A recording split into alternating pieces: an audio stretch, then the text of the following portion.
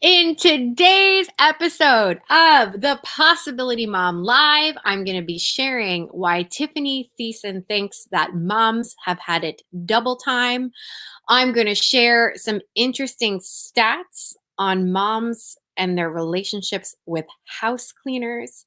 And we're going to hear from my very special guest, Jill Simons, creative director and founder of Pink Salt Riot, and what she thinks it takes to run a business and why joy has something to do with it. Welcome to the Possibility Mom Live.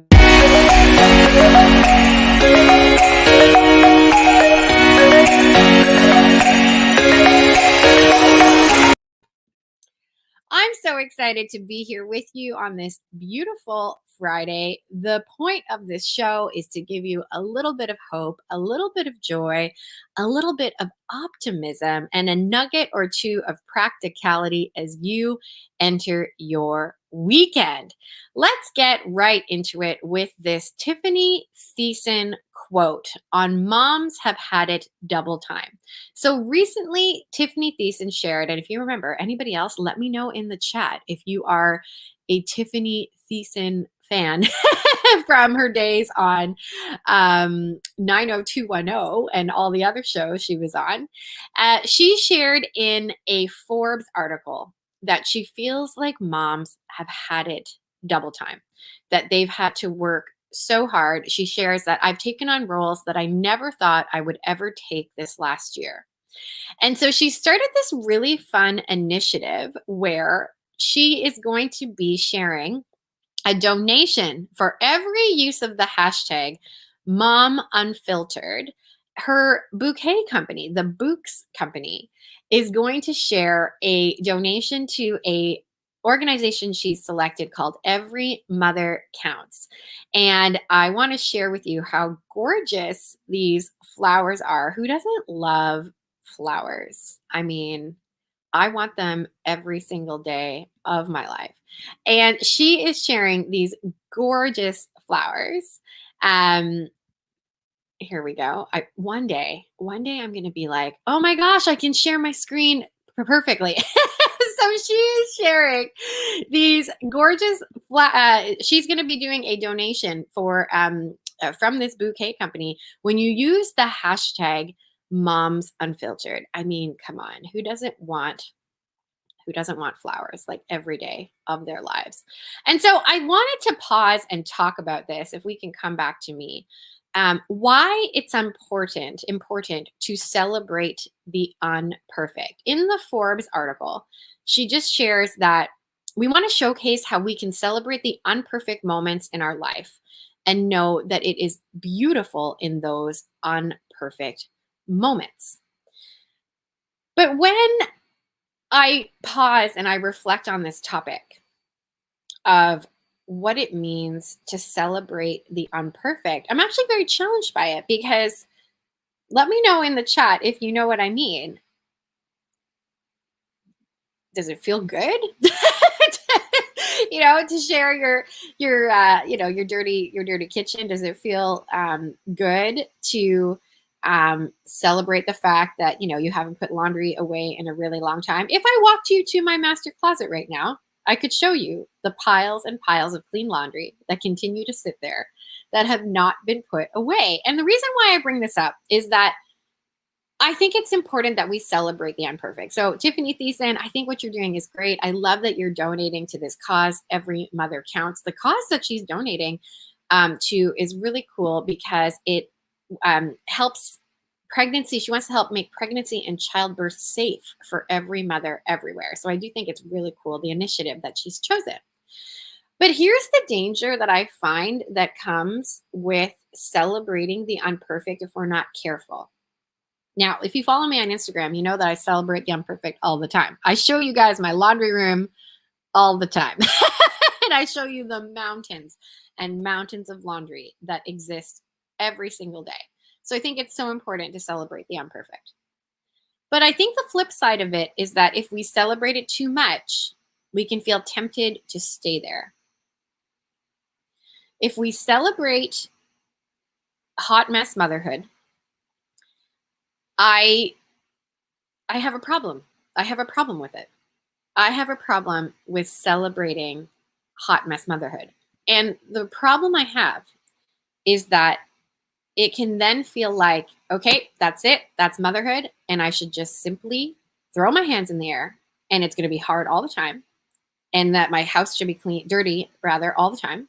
And that it's just part of being a mom, that my house is covered in toys, that I'm never able to sit somewhere, that I'm never able to go on a date with my husband, that I'm never able to find a moment of sanity. And this is where I think it becomes problematic. If we celebrate hot mess motherhood and simply just throw our hands up in the air and say, well, this is just motherhood and it's not going to get any better. So we should just drink wine and have coffee and all the things.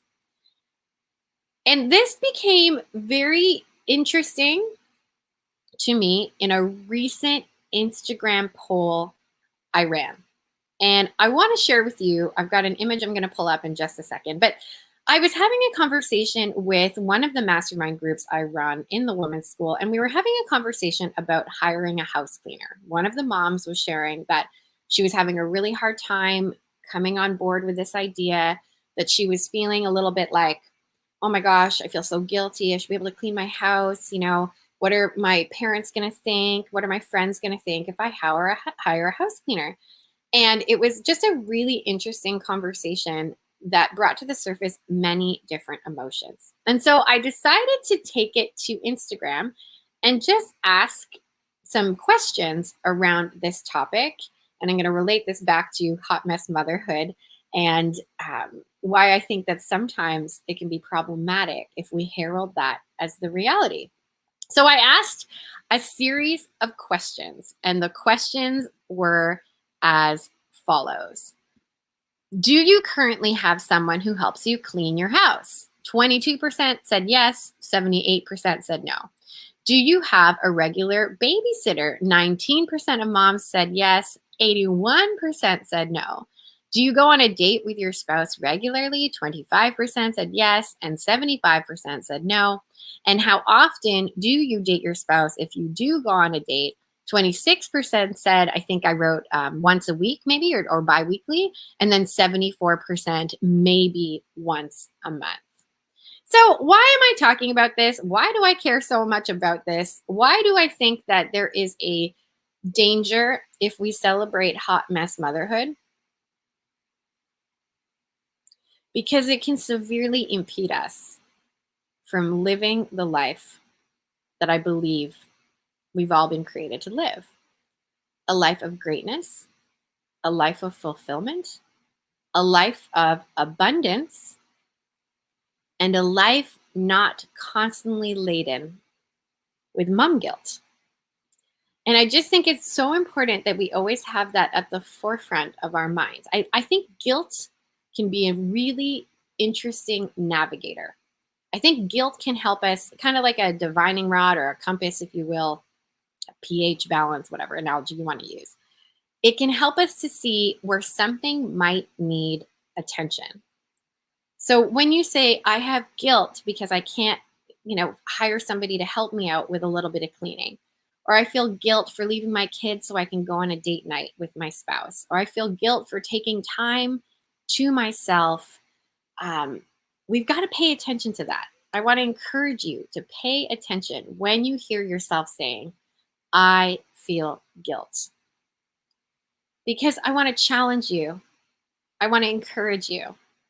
I want to, especially as we're going into the weekend, this guilt doesn't have to be there. What if the guilt didn't have to be there? What if you could pursue these things knowing that your kids are okay, or knowing that it's a great strategic move to have somebody come and help you clean? What if when we unlock what that is really like, what's really pent up in there, you become a more rested, a more invigorated, a more whole version of yourself? And so, hot mess motherhood, mom unfiltered, all the things. I use that phrase all the time. You know, I sometimes will say, oh my gosh, I'm such a hot mess today.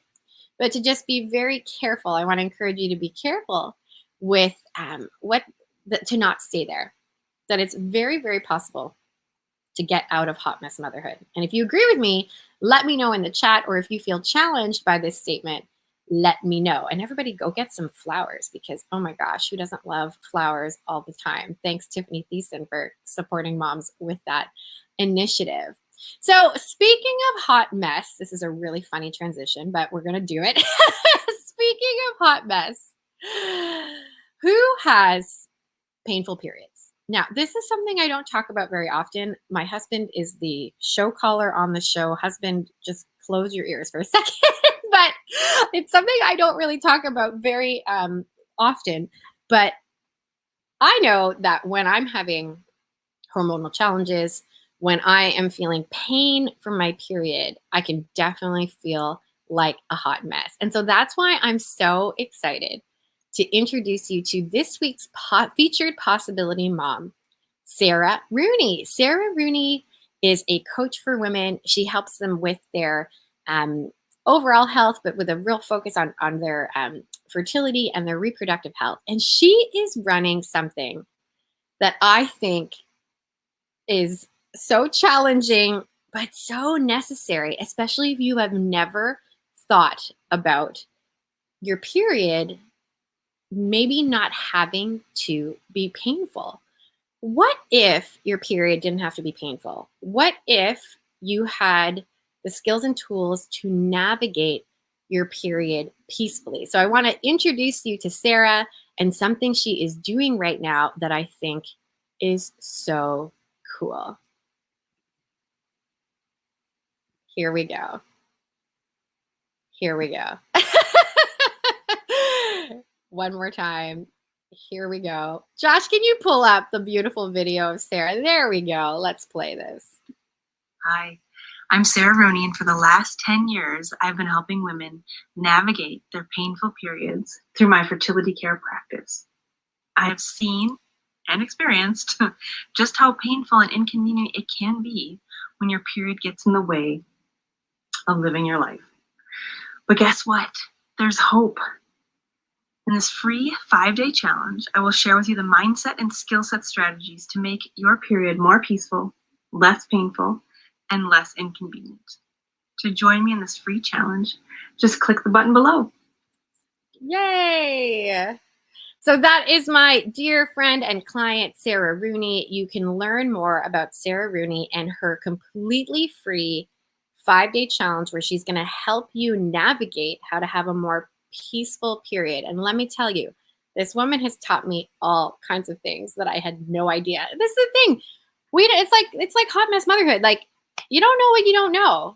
And what if somebody could just unlock in you just one simple tool, one simple strategy that all of a sudden makes your period easier, makes your day easier, makes, navigating through raising kids easier. And so I love collecting these tools in my toolbox and sharing them with y'all. So go ahead and take a look in the link below, in the details below, a link to Sarah's 5-day challenge. I want to pause before I bring on my very, very special guest to let you know about something super fun I've got going on for moms, and it's my vision board workshop. And I talk, if you've been following me for a while, you know how much I care about mindset strategies, and how if we continue to tell ourselves that we're a hot mess, the part of our brain that looks for evidence of things, called the reticular activator, is going to continue to look for more evidence. And here's what's so much fun. If we can give it evidence of something else, we're ahead of the game. And so I have got a vision board workshop that is all kinds of fun. I'd love for you to join me. Click the link below if you're interested in making a vision board that actually works. I teach a concept called power scripts that I'm so passionate about. And if you're looking to increase in better habits, increase in virtue, and really create a future version of yourself that gets you where you want to go, come and join me in this really fun immersion experience called Future Full of Hope. You can learn more about that by clicking the link below. All right. choosing who we want to be is something that I'm really excited to chat about with my very, very special guest. I met Jill through the powerful world of Instagram, where you can feel like you're best friends with people, even though you've never met. And Jill is one of those people that kind of feels like, oh my gosh, like I want to have coffee with this girl. I just want to hang out and try on jewelry and like talk about dreams and, feel good all day long. So I'm so excited to welcome to the Possibility Mom Live Jill Simons, creative director and founder of Pink Salt Riot. Hello! How are you today? I'm doing great. How are you? I am fabulous. Every time I see you on camera in this space, I'm like, I just want to go and make things. I just want to make things. So tell us where you are right now. Have we lost Jill? There we are. Tell me, Jill, tell us where you are. Where are you coming live? Perfect. Where are you coming to us live from? So we call it my art yurt. It's a shed that we built on our property so that I could still nurse our babies on demand and go to work. So this is our marketing office for Pink Salt Riot and where I do all of our photography and design work. I love it. Who would like an art yurt? Is that what you called it, an art yurt? Yeah, that's what we call it. Let me know in the comments below if you would like an art yurt. And I just love that is so possibility mom of you to be able to have a space near your home where you can still nurse a baby. I just love it so much. So for anyone who might not be familiar with Pink Salt Riot, share with us a little bit about what it is and how it came to be. Yeah, so I have worked in handmade since I was 14 years old. I have always been an artist and creative. And so when I started making jewelry when I was very young, my mom basically gave me an ultimatum. We need to do something with all this stuff or you need to stop making it. So I started selling at our farmer's market just in my little town in Iowa. And here I am 15 years later doing just the big girl version of the exact same thing, which is so much fun because I think that what we want to do as children is so indicative of where where our hearts really lie and what we really find a lot of joy in doing. And so Pink Salt Riot was founded 5 years ago, this particular iteration of me making things. And I was pregnant with my daughter at the time, and I was working in another company in the secular art world. We were making handmade things and just really felt this pull. This was back before a lot of the faith-based handmade was really popular. And so we were among the first to kind of launch into the handmade faith-based space. And now we are a women's lifestyle brand. We make all kinds of jewelry, home goods, art, lifestyle products that with really a mission of equipping joy missionaries. So women primarily, but we have new things for men coming out on Monday, but primarily women that are looking to evangelize through joy. I love it so, so much. So I want to come back to this concept of joy because it's a really important one and one that I want people to really reflect on today. But before we do that, I want to ask you, what does it take to create a successful business? I love your origin story. I love that you were always a maker. I love that you were working in a different field, but and then eventually brought it into what Pink Salt Riot is today. What would you say it takes to create a successful business? I think it's all about understanding that when it goes from being a hobby to a business, it's for other people and it's not for you anymore. I think that's so much of the struggle for people that try to go from I'm making things and selling them at a craft fair, or I, enjoy doing this and I'd like to make some extra income from it, which is absolutely fine. There's wonderful to have a hobby, but I think a lot of the resistance in going from hobby to business can be this idea that you just want to make what you want to make and things like that, which just doesn't translate to a business because a business is about the people that you serve. And that was one of the biggest aha moments in the journey, was really articulating that this is the kind of people that we are creating things for. And this is the specific way in which we are going to improve their life and help them achieve the life that they're really looking to achieve through being a part of our company. I love how you say that because you're linking it to transformation, which is something that I Mhm. care very much about. And, you know, I'm sure there are other people who would say, like, how can you achieve transformation through a sticker? Or how can you achieve transformation through like an earring? But Yeah. I really, it comes down to self-image. It comes down to self-image. It Mhm. also comes down to environment, things that, I talk all about in my work in the women's school, that these things, these pieces of beauty, these pieces that elevate an outfit, or these pieces that have, an actual quote or an actual Mhm. reminder of how we are made and who we are made by and our value and our worth can actually have an incredible impact on our self-image. So to anyone who might say, like, how can you, transform via an earring? What would you say to that? I think that it's so much of it is about carrying those Sunday pew intentions into your Monday morning office meeting. It's about how do you remind yourself that this is what you're going for. And that is one of my favorite quotes I've ever heard from Mark Buchanan, is that when you're in ministry, you're in the sacred art of reminding. Like, this is not new information. This is not stuff that no one has ever thought of before. It's the fact that we have to remember this over and over, and we have to have regular ways that we are reminded of this. And that's part of our nature as fallen humans. And so we see our products as kind of a concrete way that you're able to do that. When you put a sticker on your iPad case or something like that, this is something you're going to see every day. This is something you're going to interact with. And it's going to remind you, oh yeah, I really am seeking to be more like this. I am seeking to remember this. And that is what really enables you to move through your vocation with intention. I mentioned earlier in today's episode about the reticular activator. So it's the part Yeah. of our brain that looks for evidence of things. So it's the part of the brain that when you're pregnant, you see a whole bunch of pregnant women all of a sudden, or when Yeah. you're shopping for a minivan and you're shopping for a white one, you all of a sudden see like all the white minivans that exist in the universe. So Mhm. this activator is actually very powerful, and we can actually kind of hack it, so to speak, like a computer. Mhm. This is what I love about what you're saying, is that these stickers, these earrings, these rings, these bracelets, these small mementos that, certainly you could with one lens be like, it's just a small item. But what if all of these small items, what if our entire lives was Mhm. evidence for our reticular activators of what we want to be and who we want to be pointed to and the kind of impact Mhm. we want to leave on the world? So I want to come back to joy, because it is something that you are so passionate about. It's something that you emanate naturally. I've been getting to know you better, but it's very evident, even just from first meeting you, first watching your Instagram stories, that joy is something very inherent in you.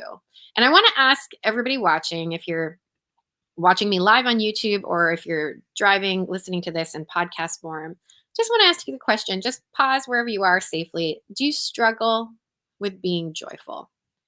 It was funny when I was writing this, just writing up this text for the show. I Mhm. was like, is it is living joyfully hard? I was actually Mhm. like reflecting, like, is it hard? And Yeah. I came to the conclusion that, like, sometimes it really can be. I Yeah.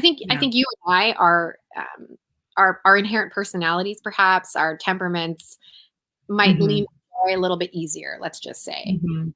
But there can be some times in life where, even if you are inherently, by temperament joyful, that it can be hard Yeah. to find joy. So why, Jill, does joy mean so much to you? So I had a really rocky start to being an adult. I won't lie. I graduated from college. I was engaged to my husband at the time, and God knew that that part of things needed to be easy because everything else was going to be hard. And so I met the love of my life when I was in college and moved to his hometown and did not know anyone except for him and his family, and got a job right away that was just absolutely awful. It was unethical. And really, when I realized the extent of the ethical issues, I had to leave the position because it just wasn't compatible really with living my values to be in that role. And so I had what we kind of call my lost year, where I just was totally aimless. I had no job. I did not have any friends. I did not know anyone, and was out of college for the first time in my life. And so it was really, really challenging to figure out, where are we going here? What is going on? And it was really through the crucible of that time that so much was revealed of like, this is what really matters. And this is what is missing to really be able to, now that so many of those things, almost all of them, have really come to a resolution or a solution, I'm able to appreciate them in a way that I don't think I ever could have if I hadn't had that time walking through, like, what are we even doing here? And so I think that now I have this sense of joy because I really realized what it is that I could not have, all of the direction and the other gifts and the things that I've worked for in the years since that I do have now. And part of why Pink Salt Riot was specifically founded around joy was this very specific conversation I had with my husband about just the animosity, especially in the internet space, about, when there's misinformation about, specific things, just how much attacking happens in both directions. And even the people that I would agree with, I'd be like, gosh, I really don't love the way that they're speaking or treating these other people. But then I also didn't always just want it to be my default to like, well, they're wrong. Like, I'm never going to respond to this in any way because I don't want to start a fight, basically.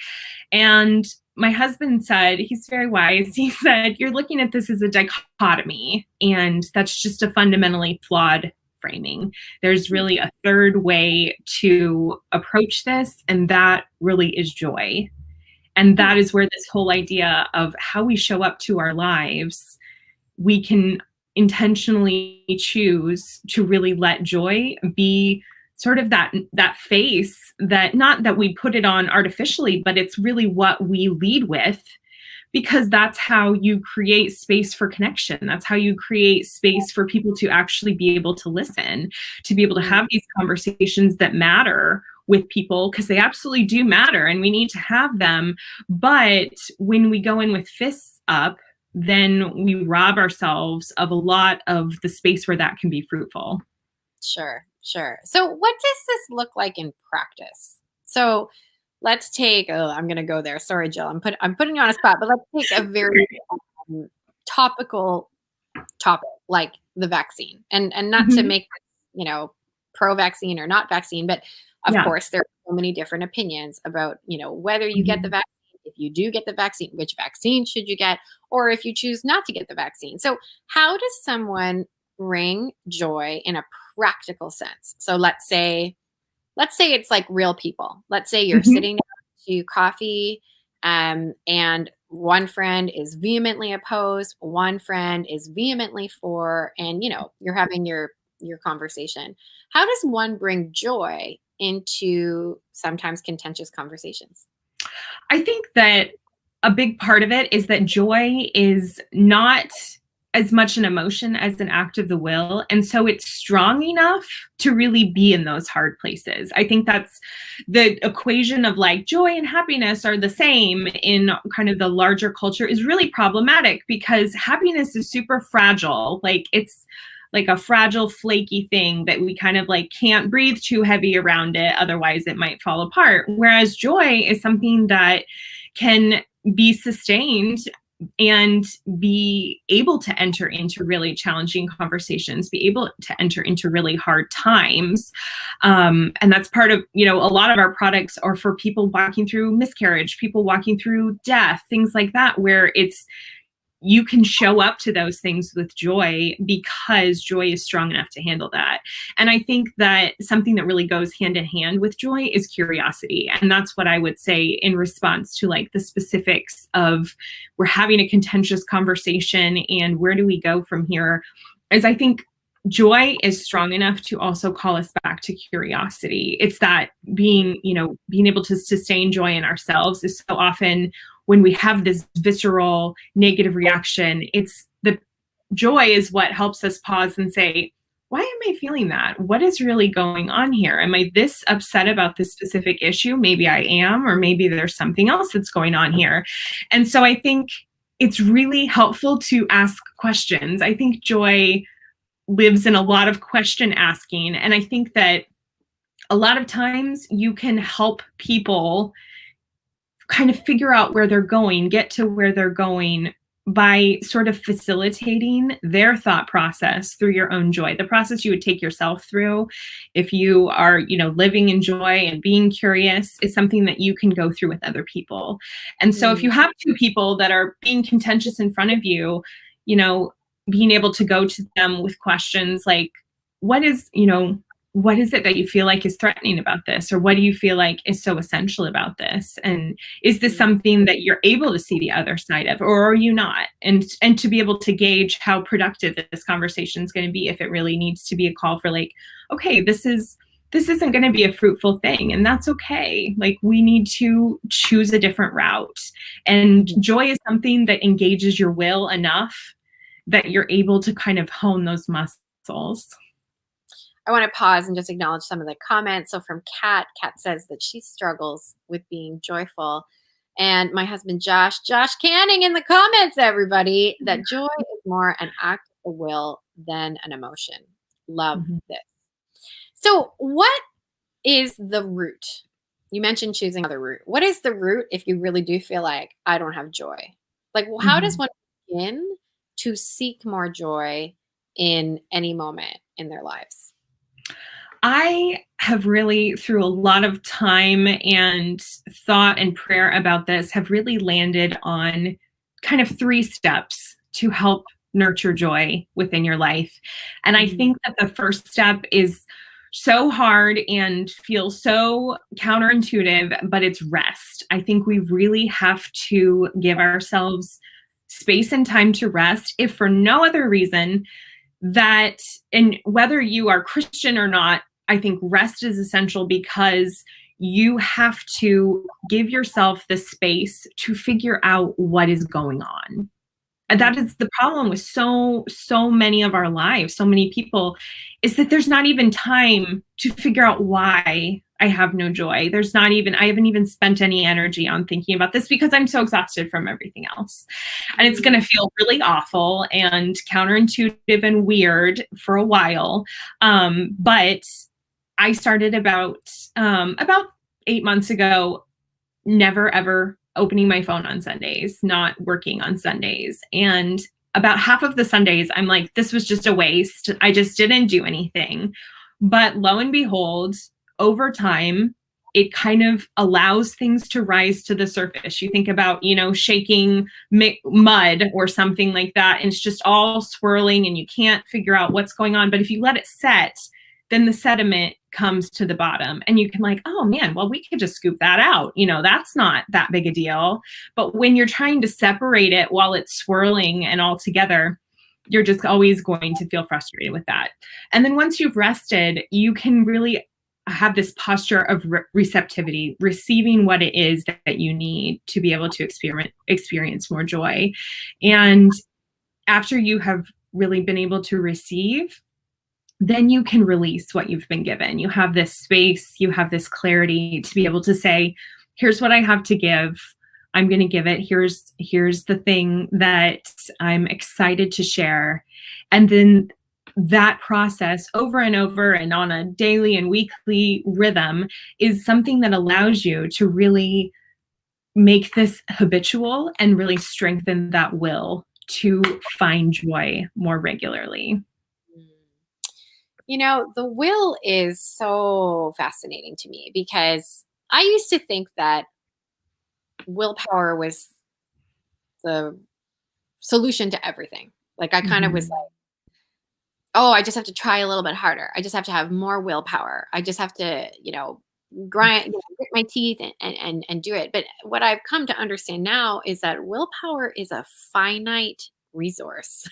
Yes. And it is deeply impacted by what you're talking about. It is deeply impacted by rest. It's deeply impacted by things like our hormones or other situational things. And it can expire. You can get willpower. And this is why, I love this conversation because it goes right back down to, what do we want? Yeah. Can we remind ourselves constantly of what we want? Can we surround ourselves by evidence of what we want and make a choice to design our lives in that way? My final question for you, Jill, I could talk to you all day long, is what is the I'm trying to formulate this in a way that makes sense and doesn't just sound like very abstract. But I think joy is a gift to others. So you and I have chatted offline about how much you care about the charisms. So just putting my Catholic hat on, many people in my audience know that I'm a devout Catholic. I've got 8 kids. If the 8 kids doesn't give it away, maybe the statues of Mary in my house give away my devout love of the Catholic Church. But we have talked about in other conversations the charisms, and the charisms are, oh gosh, can you just briefly describe the charisms for us briefly? Yes. So essentially, most distilled, they are just specific gifts given at baptism, Christians believe, for the building up of the church. So it's any number of things that are specifically to build the church. Right. So if you are not familiar with this language, there are things like charisms can be in administration. They can be in communication. They can be in healing. They can be in words of knowledge. They can be in many things. There's several charisms that the church sort of spells out for us. And the cool thing is that they're meant to be for the benefit of others. That's what's fascinating to me about the charism. So my question I want to ask is, like, what joy is for others? I think that's just all I want to sort of talk about. That joy really, when you think about it, is for others. Sure. Do we feel better when we're joyful? Certainly. Like I feel more positive, sure. And that might be able to get me through a situation or whatnot. But don't you think that joy is more for the benefit of others? Or am I weird in my thinking? No, I absolutely think that is true. So about 3 years ago, I challenged myself. I was like, I'm going to intentionally greet everybody that I see with joy when I run errands. And about 80% of people just think I'm weird and all right, whatever. But there is actually a young man who is a greeter at our Walmart who turns out his parents were immigrants from Cameroon and he knew almost no one. And we are like friends now because I intentionally said, hi, how are you? And I have cute children with me. And that is always a good icebreaker. And, asking about the kids and their ages and things like that. And so every time I go to Walmart, he's always there because it's always at the same time. And he tells me a little bit more about his life. And he shares a little bit more with me. And he lights up when he sees us, mostly the children, but he lights up when he sees us because there's a connection there that would have been impossible if I didn't say, okay, I'm going to intentionally go to people in my circle with joy. And I think that is where there's a lot of space for us to get tangled when we are alone. But when we have outside perspective, it's so helpful to kind of unknot that and remember all these things you do to take care of yourselves, talking about having a house cleaner earlier in the broadcast, all these things that you do are not because I want to be look at how powerful and wealthy I am and how cool I am and just be excited for me. This is because you have something that is important for you to be able to offer. And you can't do that if you're on a life raft. You need to be, on stable ground to be able to give. It's that thing on the airplane. You have to put your own face mask on before you can do your kids. And it's the same with your whole life, but we're not looking for just a face mask. We're not looking for just survival level. We're looking for what is thriving so that I can be an example of that and really show our kids that. I think as a possibility mom, that's the biggest thing. And I grabbed one of my prints that I have. I wrote this in my journal a couple years ago, and we turned it into a shirt and prints and stuff. And it says, my prayer is that when my babies are grown, they will say, my mom lived her dreams and I was a part of that. Mm. And I can't think of anything better to leave our daughters with than like, I did this to show you what you can do, and you're going to do it even better than me. And I can't wait to see that. Oh, amen, girlfriend. There ain't nothing more possibility mom than that statement. Everybody check out Jill and her lifestyle brand, Pink Salt Riot. We've put the link below in the notes. Thank you, thank you, thank you, Jill. Thanks for having me, Lisa. Oh, so grateful. Well, I'm all verklempt. I really, that quote that she just read struck me with more emotion than I was prepared for, to be honest, because, there's a lot thrown at us, right? There's a lot. I mean, and like the climate of the world today, there's a lot.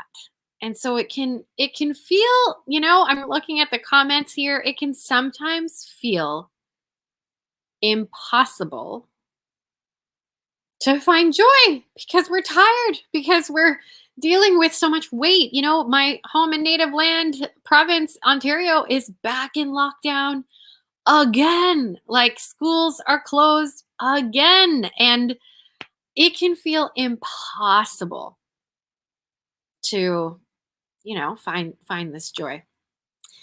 But there is always hope because it's a choice.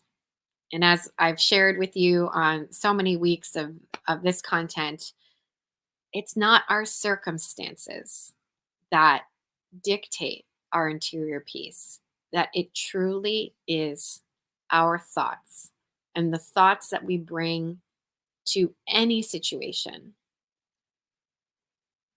And so therefore, we always have a choice, and there is always hope. I want to pause on this comment here from Juliana. Joy is for others, so powerful. I want to share my joy with those I love around me, like my kiddo and hubs. Absolutely. And Silly Mommy for Life. Hi, Jill. You are speaking volumes, because if you and your soul is tired, there is no way you can get joy and stop overthinking. I want to again just remind you that we have choice, and we have choice in the design of our lives. And so if this conversation has triggered something in you, like, I really want to choose more joy. I really want that joy to be for others. I want to be a beacon of light, a beacon of hope in a world that needs it. I want to invite you to join me starting this Monday in my Future Full of Hope live workshop, where you're going to receive a training from me on how to build a vision board, and then accountability for an entire month to just move forward in this version of yourself that you are designing. Okay, well, listen, I don't know what's up. I'm just like, I love this content. I have to say, it is such a joy to chat with you and to bring about these things that sometimes in the hectic rhythm that can just naturally be motherhood, that we might fail to not make time for that little nagging thought in the back of our head, or that feeling of guilt. Like I shared earlier, I think guilt is a really good navigator. Like, it can be a really good almost antenna up. Like, why am I feeling guilty? And can I get to the heart of it? And so it is just a joy and a pleasure. I learned something about myself doing this content and having these conversations with you. And I'm really grateful that you're here and that you're watching, and that we can continue having these really important conversations about hope and joy in motherhood. I am excited to share with you who my guest is next week, and it is no other than the one and only Josh Canning. My husband is going to be my special guest next week on the Possibility Mom Live.